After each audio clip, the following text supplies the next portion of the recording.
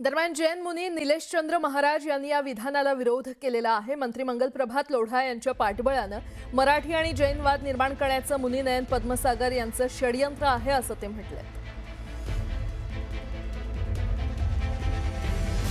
हा नय पद्मसागरनी यांनीच वाद काढलेला आहे। हा मुर्गीच्या चक्करमध्ये पुरा जैन समाजाला भ्रमित केलेला आहे। मराठी आणि मराठीचा वाद ह्याच मुनीने काढलेला आहे। त्यांचा पुरा सपोर्ट त्यांना मंगल प्रभात लोढा करत आहेत आणि अशी विधान जे करत असेल हे चुकीचं विधान आहे। म्हणजे पुन्हा तुम्ही मराठी आणि मारवाडीचा वाद करताय। मी सर्व लोकांना महाराष्ट्राच्या जनतेला सांगतो की नय पद्मसागरनी छत्रपती शिवाजी महाराजांचा इतिहास वाचायला आहोत। जो जिमखाना आहे जैन जिमखाना जो घेतलेला आहे मराठी भूमीचा आहे आणि तो याचा विरोध पण मी पण त्याचा विरोध करतो। जैन समाज देणार आहे हो। गुरु गोविंद सिंगला मुलाला त्यांनी जमीन दिली। महाराणा प्रतापला शस्त्र ह्या जैन समाजाने दिली आहे, मराठी समाजाने दिलेली आहे। आम्हाला कोणाचं भीक नको। परंतु महाराष्ट्राच्या जनतेला मी सांगत आहे असे जर वक्तव्य जर असे छत्रपती शिवाजी परिवाराचा जैन समाज जोडत असेल तर तुम्ही विचार काही ना काही मराठी पब्लिक त्यांना जबाब द्यायला पाहिजे। दरम्यान या प्रकरणावरून संभाजीराजे छत्रपतींनी एक्स पोस्टवरून जैन मुनींच्या वक्तव्यावरून टीका केलेली आहे। पाहूयात। छत्रपती ताराबाई महाराणी साहेबांबाबतचं वक्तव्य तथ्यहीन। एका मुनींनी केलेलं वक्तव्य अतिशय बेजबाबदारपणाचं आहे। धार्मिक गुरुपदावर असणाऱ्या व्यक्तींनी असे दावे करणं अशोभनीय। शांतताप्रिय असणाऱ्या समाजाच्या मुनींनी विनाकारण वाद करू नये असं त्यांनी पोस्टमध्ये म्हटलेलं आहे।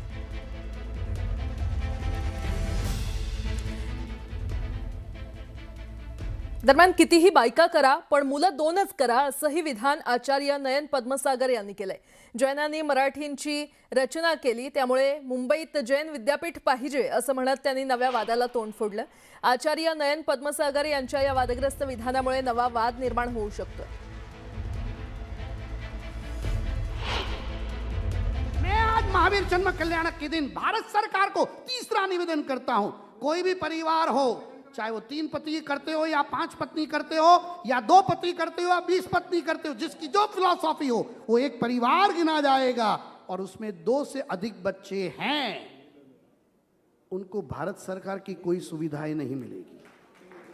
2 से अधिक बच्चे हैं सरकार की कोई सुविधा नहीं और 2 से अधिक बच्चे हैं तो उनका वोटिंग राइट्स भी खत्म कर दिया जाए। मराठी भाषा की रचना जैन आचार्य ने की है। कोई मराठी की दुआई हमको देने नहीं आवे।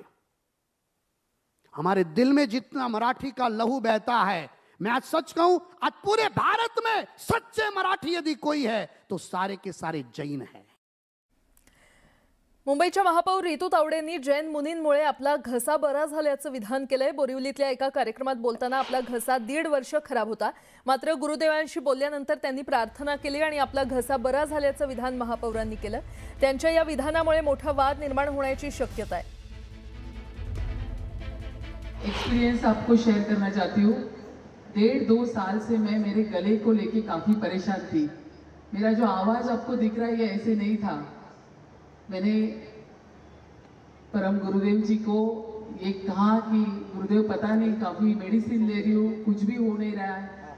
उन्होंने मेरे लिए प्रार्थना की और अब मैं शौक हूँ।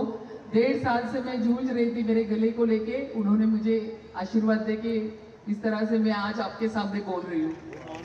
ये बहुत बड़ी बात। मैं अभी पराग भाई से भी वो बातें शेयर कर रही थी कि पराग भाई ये तो बहुत ही बड़ा चमत्कार हो गया क्योंकि मैं खुद परेशान थी, लेकिन आज मेरा आवाज आप देख रहे हो। दरम्यान नम्र मुनींना भेटल्यानंतर रितू तावडे या मुंबईच्या महापौर झाल्याचं अमित साटम यांनी म्हटल्याचं मंत्री मंगल प्रभात लोढा यांनी सांगितलंय। आज अभी जब महापौर बोल रही थी तभी हमारे अध्यक्ष अमित साटम जी और मैं बात कर रहे थे।